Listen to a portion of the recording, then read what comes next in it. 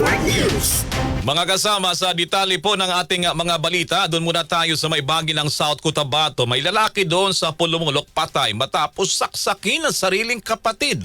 Mula sa Remingensan may detalye, Rajaman Rosyoko. RMN Live Report.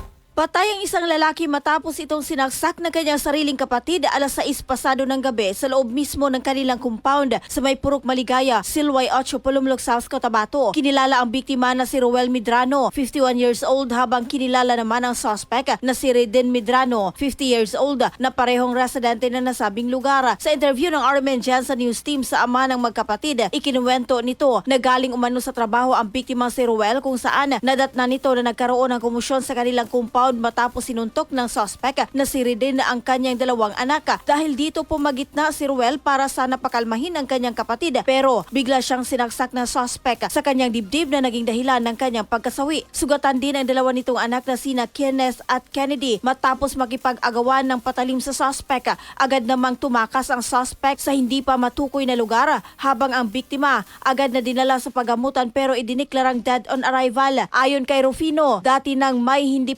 pagkakaunawaan ang dalawa nitong anak dahil sa panahong nalalasing ang suspect na si Reden, palagi itong gumagawa ng gulo sa kanilang compound. Samantala, sinabi ni Rufino na kanyang sasampahan ng kaso ang kanyang anak na si Reden matapos itong napatay ang kanyang sariling kapatid. Kasama mo sa DXMD RMN General Santos, Rajuman Rose Tabosari Shoko, Tatak RMN. RMN Network News. RMN Network News.